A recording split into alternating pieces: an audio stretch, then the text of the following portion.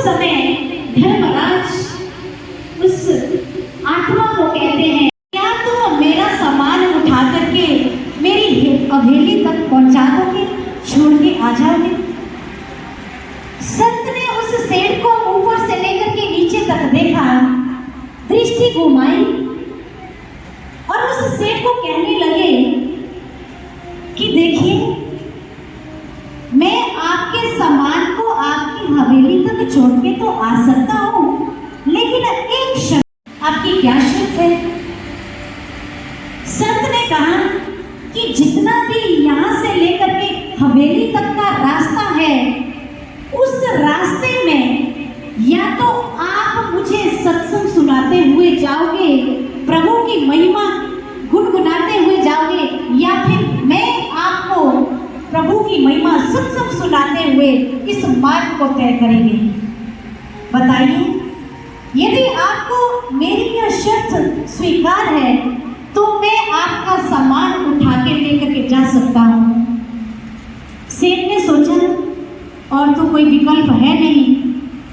अरे मैंने तो इसको क्या सुनाना, लगा रहेगा फक्कड़ फकीर बोलता रहेगा, मेरा क्या नुकसान होगा? कम से कम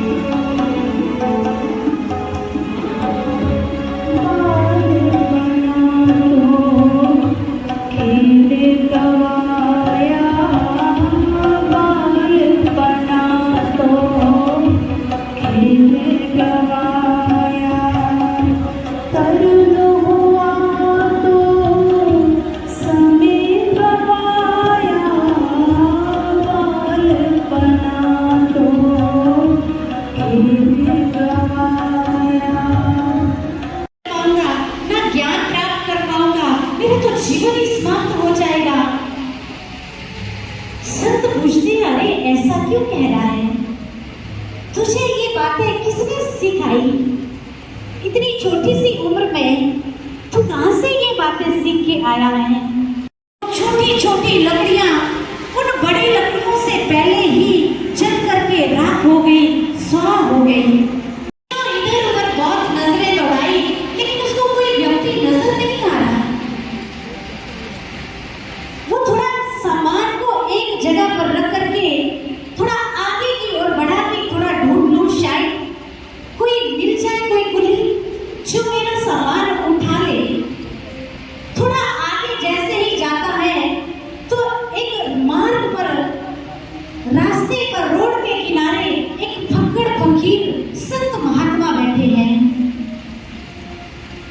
उस सेठ की जैसे ही उन महात्मा पर नजर गई, उसको लगा कि इस कड़ी दोपहरी में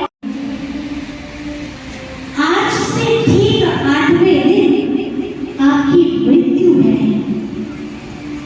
और जब आपकी मृत्यु होगी तो उस समय में जब आपको यमदूत धर्मराज के पास लेकर के जाएंगे, उस समय धर्मराज से तुम कहना कि मेरे बाकी कर्मों का लेखा जोखा, उसका हिसाब किताब बाद में करना, लेकिन आज से ठीक एक संत ने, एक महात्मा ने मुझे सत्संग सुनाया था।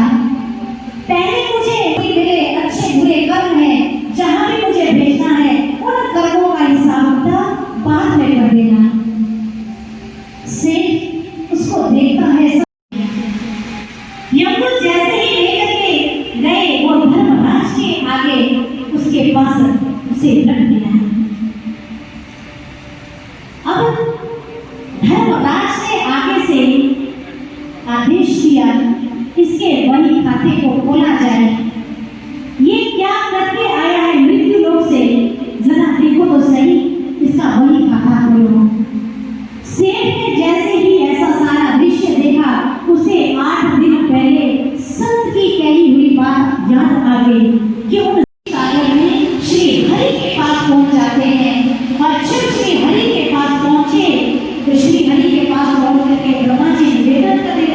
प्रभु, आज जिस आत्मा को लेकर के आए हैं, ये आत्मा तो एक अनोखी ही बात कर रही है। ये आत्मा कह रही है कि ये आज से 8 दिन पहले सत्संग सुन करके आई है और ये कहती है कि सबसे पहले इसे उस सत्संग का फल चाहिए। हे नारायण, हमें तो पता ही नहीं है कि सत्संग का फल क्या है। आप ही बताइए कि सत्संग का फल आखिर क्या होता है। श्री हरि मंत्र जी, दादी जी श्रीमती कमला देवी जी, उनके पापा करणदीप जी प्रिंस भैया और उनके मम्मी नैना दीदी जी और चाचा विनय।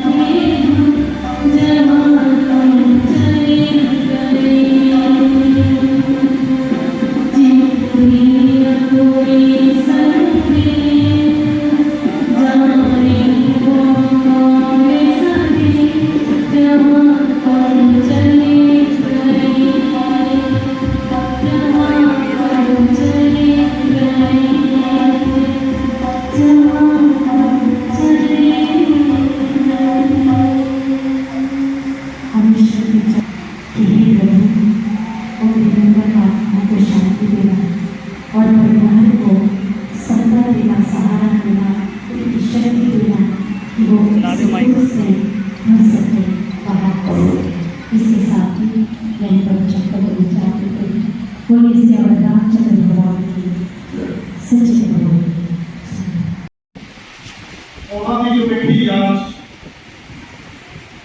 ਸਾਰੇ ਸ਼ਹਿਰ ਸਮਾਣਾ ਵੱਲੋਂ 15 ਜੂਨ दिन एतवार को एक विशाल खूनदान कैंप लगाया जा रहा है। इस जगह से माता नैना धर्मशाला सवेरे 8 बजे तो लैके दोपहर के 2 बजे तक एक बार फिर मैं सारी संगत के चरणों में बेनती करना चाहता, जेड़े 7 बच्चे परम पिता परमात्मा के चरणों जागरा जिन्हें उन्होंने मिठी याद है सारे शहर समाना निवासियों वालों एक विशाल खूनदान कैंप 15 जून दिन एतवार को इस जगह के माता नैना धर्मशाला सवेरे 8 बजे तो लैके 2 बजे तक लगाया जाएगा। तो मैं सारे शहर वासियों के चरणों में बेनती करना चाहना, कृपा करके सारे शहर में सहयोग देना। ओम शांति शांति शांति हो।